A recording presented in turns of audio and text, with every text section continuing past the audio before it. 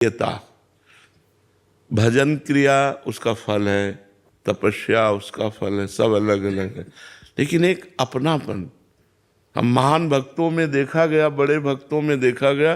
प्रियता, मेरे ठाकुर, बस वो जहाँ भावता उठा वो ठाकुर जी तक पहुँच गया, और वही ठाकुर जी को आकर्षित करता है। भावोत्सवेन भजताम रस काम धेनुम तम राधिका चरण रेणु महामिस्मरामी।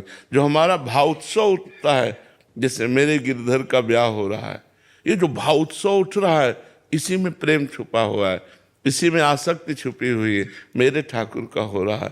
तो इस आसक्ति से भगवान का जो हम कृपा प्रसाद प्राप्त कर सकते हैं, वो किसी साधना से नहीं।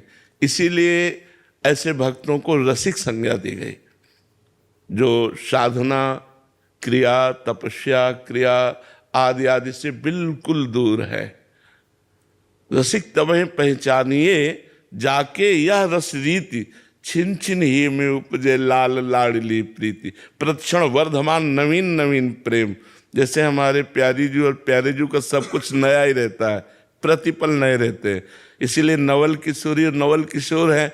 नयो नेह नव रंग नयो रस, नवल श्याम वृषभानु किशोरी। नौ पीताम्बर नवल चूनरी, नई नई बूंदन भींजत गोरी। नव वृंदावन हरित मनोहर, नव चातक बोलत मोर मोरी। नव मुरली जो मल्हार नई गति, श्रवण सुनत आए घन घोरी। नव भूषण नव मुकुट विराजत, नई नई उरप लेत थोरी थोरी। जय श्री हरिवंश आशीष देत मुख, चिरजीव भूतल यह जोरी। अपने नवीन युगल सरकार का नवीन वृंदावन, नवीन वैभव देखकर हित सजनी जी के हृदय में आनंद नहीं फूला। इतना आनंद समा नहीं रहा है, इतना आनंद कि वो आशीष दे रहे, चिरजीव भूतल यह जोरी। अपनापन, अपनापन, उसी बात को प्रमाणित करने के लिए अपने जनों के लिए करें। रहो को काहू मन ही दिए, मेरे प्राणनाथ श्री श्यामा शपथ करो तृण छिए। रहो को काहू मन ही दिए। जो श्यामाजू के चरणों की प्रियता है, उससे लालजू बिक जाते हैं, और जो लालजू के चरणों की प्रियता है, इससे श्यामाजू का कृपा प्रसाद प्राप्त होता है।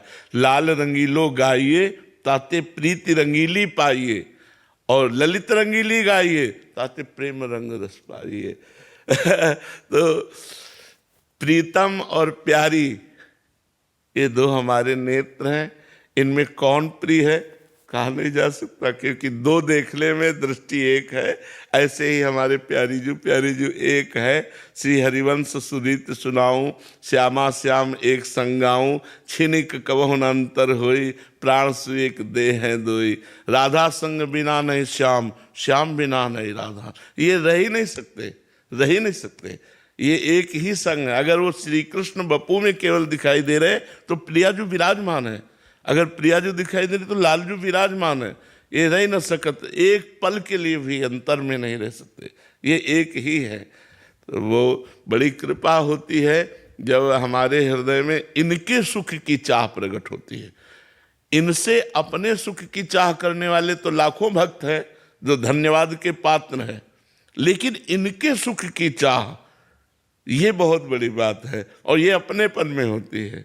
अपने लालजू को आज ये हार पहनाना, अपने लालजू को पोशाक, आज लालजू को ये भोग पवाना है, आज प्यारी जी को ये, बस यही भाव मगन रहे ना, तो इस सीधे श्री जी की सेवा प्राप्त होती, सीधे लालजू की सेवा प्राप्त होती। सेवा प्राप्त होना कठिन है, कल्याण हो जाना, मोक्ष हो जाना, ये तो सब प्रभु देते रहते हैं।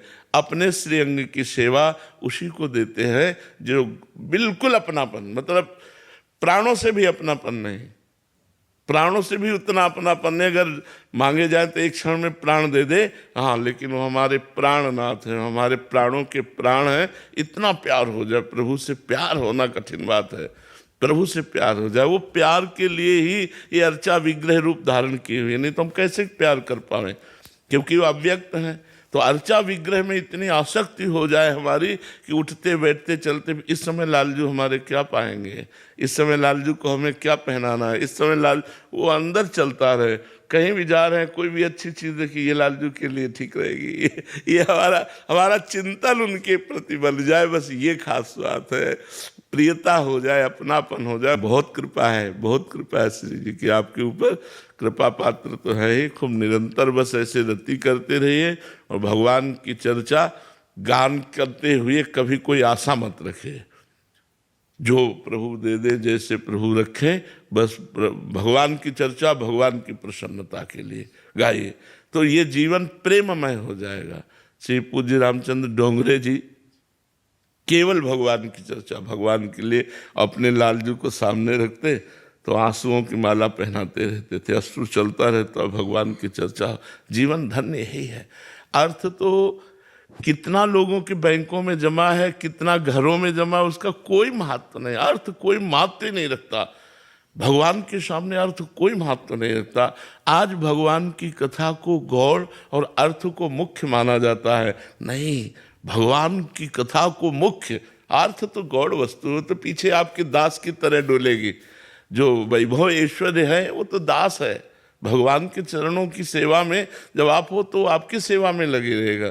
तो अर्थ की प्रधानता न रखते हुए भगवान की अद्भुत महिमा का गान करते हुए स्वयं उसमें प्रफुल्लित होते हुए हमारा जीवन व्यतीत हो। यही गिरधर लाल से प्रार्थना है कि उन्हीं में आसक्ति हो, उन्हीं का चिंतन हो, उन्हीं का गान हो और उन्हीं में हमारा शयन हो जाए। जो आखिरी चिर शयन है वो उन्हीं के चिंतन में हो जाए तो हमारा जीवन सार्थक हो गया। क्या सेवा करे आपकी? नहीं महाराज जी, बस बाबा से बात हुई, मैं तो बहुत दिन से तड़प रहा हूँ, मैंने कि महाराज जी के दर्शन करने हैं मुझको, तो बस अभी कथा के लिए निकल रहा हूँ।